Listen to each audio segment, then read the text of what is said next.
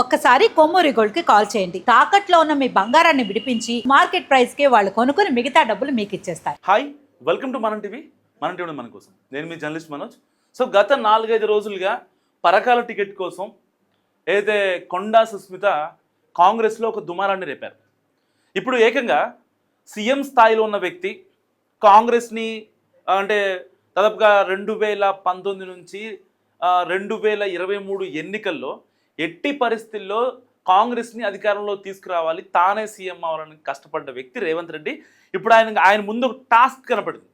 So ఎందుకు కనపడుతుంది ఏంటి అంటే, సరిగ్గా కొండా సుస్మిత పరకాల టికెట్ కోసం ఆవిడ తనదైన స్టైల్లో పోరాటం చేస్తున్నారు. ఆవిడకే టికెట్ కావాలని ఆవిడే అనౌన్స్ చేసుకున్నారు. సరే, కాంగ్రెస్ లాంటి జాతీయ పార్టీలు లేదంటే బీజేపీ లాంటి జాతీయ పార్టీలు ఏవైనా సరే ప్రాంతీయ పార్టీలను పక్కన పెడితే జాతీయ పార్టీలతో ఎలా ఉంటుంది, అది ఉప ఎన్నికైనా లేకపోతే జనరల్ బాడీ అయినా ఏదైనా సరే, ఏ ఎన్నిక కానివ్వండి, పైనుంచి వచ్చే సీల్డ్ కవర్ వాళ్ళ భవితవ్యాన్ని డిసైడ్ చేస్తుంది. ఏ జాతీయ పార్టీకైనా అంతే.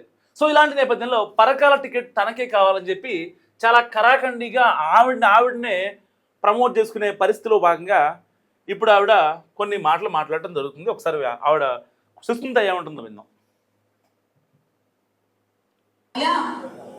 రేవంత్ రెడ్డి, నువ్వు గాని రేవంత్ ప్రకాష్ రెడ్డి, రేవంత్ రెడ్డి నువ్వు గాని రేవంత్ ప్రకాష్ రెడ్డి గాని వాళ్ళ తాత గాని వాళ్ళ అయ్య గాని ఎవరైనా గాని నేనే ఇక్కడ ఎమ్మెల్యేని,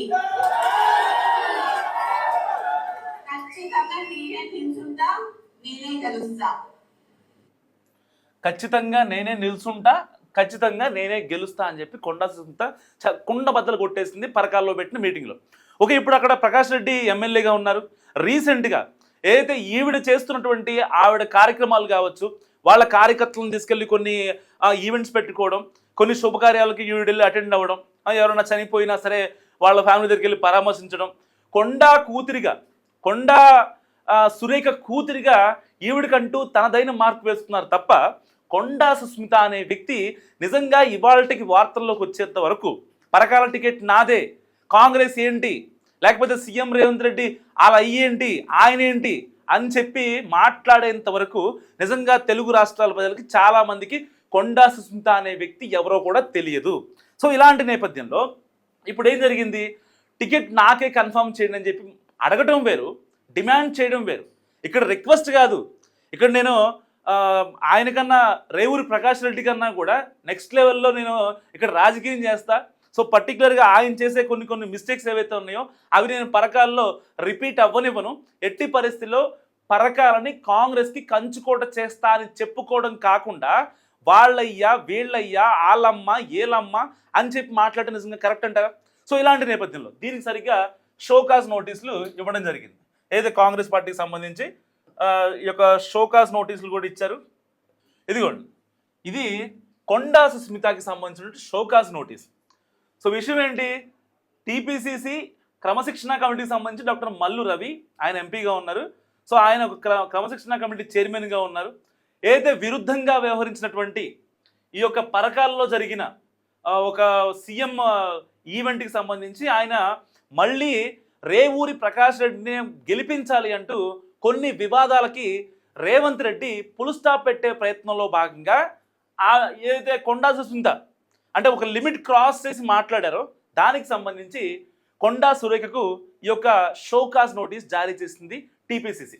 ఏమని జారీ చేసిందంటే, మీ కూతురు ఇట్లా మాట్లాడుతుంది ఏంటి పరిస్థితి అని చెప్పి మాట్లాడారు. సో వాళ్ళు ఏం చెప్పారు, కొండా సురేఖ ఏం చెప్పింది, నా కూతురు మాట్లాడిన దానికి నాకు ఎలాంటి సంబంధం లేదు, నేను ఒక దేవాదాయ శాఖ మంత్రిగా ఉన్నాను, నాకంటూ ఒక గౌరవాన్ని ఇచ్చారు పార్టీలో, కొన్ని కీలక వ్యాఖ్యలు చేసినా సరే అయితే కొన్ని కాంట్రవర్సీస్ ఉంటారు ఆవిడ కొండా సురేఖ బేసిక్గా. సో అలాంటి వాటిని చూసి చూడనట్టుగా వ్యవహరించి తన తప్పు తానే తెలుసుకొని ఆవిడ పార్టీలో సర్వే అవుతున్న వ్యక్తి. సో దీన్ని కొండా సురేఖ అధిష్టానానికి వివరణ ఇలా ఇస్తే, కొండా సుస్మిత మాత్రం ఒక స్టెప్ ముందుకెళ్ళి అంటే ఎంతైనా సరే కొండా ఫ్యామిలీకి ఒక ముద్దుల కూతురు కదా, మరి ఆ డాడ్స్ లిటిల్ ప్రిన్సెస్ మాటల వెనుక ఆంతర్యం ఏంటో ఇప్పటికీ ఎవరికి అర్థం కాని సిచ్యువేషన్.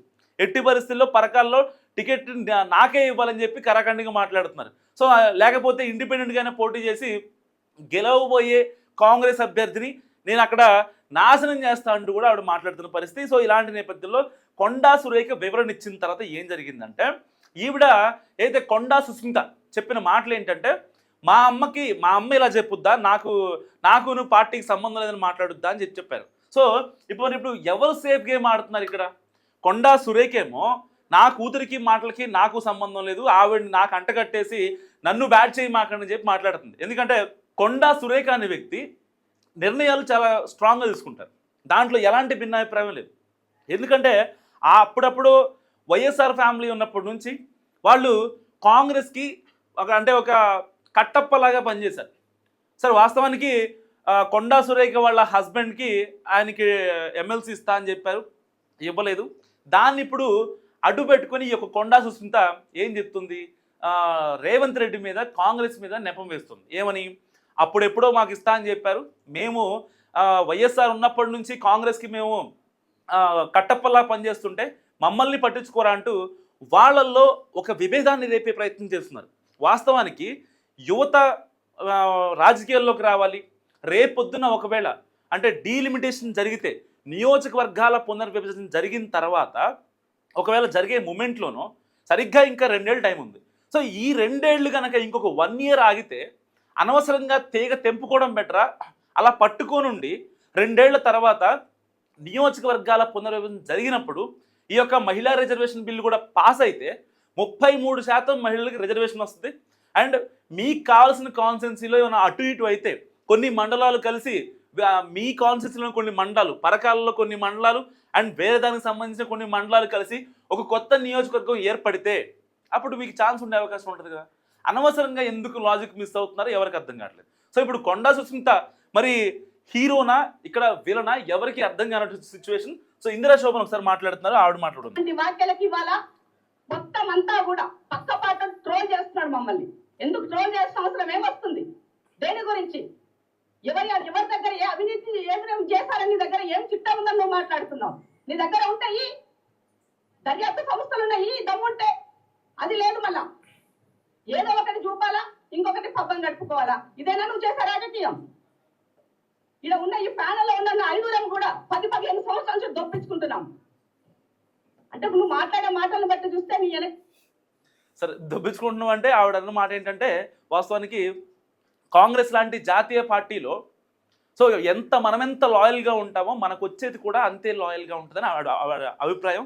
సో ఆవిడ కొంచెం తెలంగాణ సెలవు నాటుగా చెప్పారు, నేను కొంచెం దాన్ని విశదీకరించి మీకు చెప్పడం జరిగింది.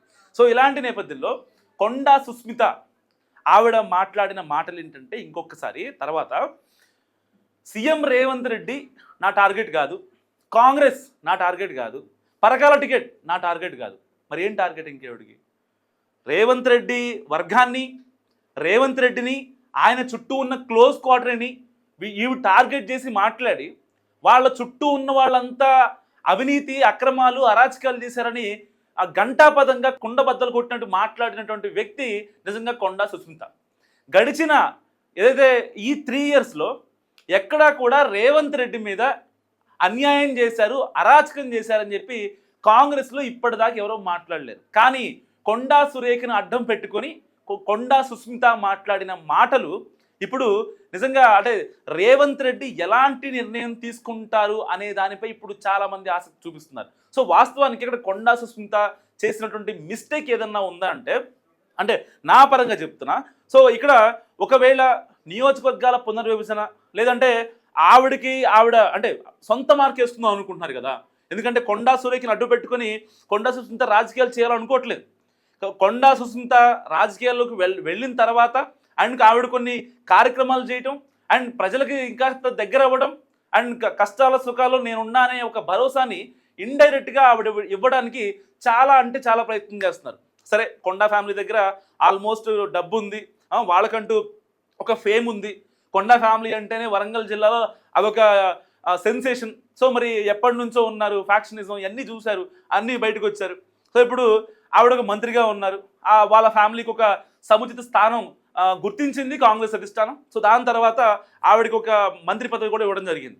సో ఇలాంటి నేపథ్యంలో అంటే ఉరిమురిమి మంగళమేం పడ్డట్టు ఇంత ఇన్ని మాటలు మాట్లాడి కాంగ్రెస్ని బదనాం చేసి బీఆర్ఎస్ వాళ్ళు ఏదైతే ఇందాక ఇందిరా శోభన్ గారు చెప్పిన ఒక మాట చెప్పారు, పక్క పార్టీ వాళ్ళు మేము మమ్మల్ని చూసి నవ్వుకుంటున్నారని చెప్పి. సో వాస్తవానికి కొండా సుస్మిత అన్న మాటల వల్ల నిజంగా బీఆర్ఎస్ నుంచి కావచ్చు, ఇటు బీజేపీ నుంచి కావచ్చు, అంటే విపక్షాల దాడి ఎక్కువైపోయింది వీళ్ళ మీద.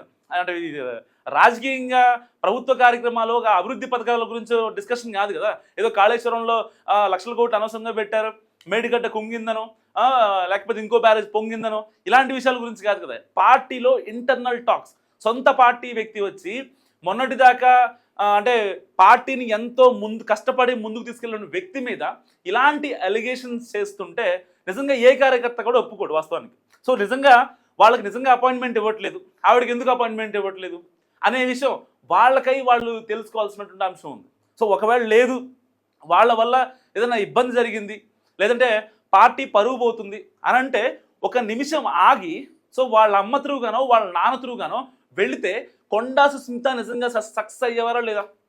ఇవాళ కొండా సుస్మిత అంటే తనకి అంటే ఒక అది పాజిటివ్ ఫేమా నెగిటివ్ ఫేమా అనేది పక్కన పెడితే ఏదో రకంగా మీడియాలో ఉండాలనే అటెన్షన్ ఆవిడలో చాలా క్రిస్టల్ క్లియర్ కనిపిస్తున్నటువంటి నేపథ్యం.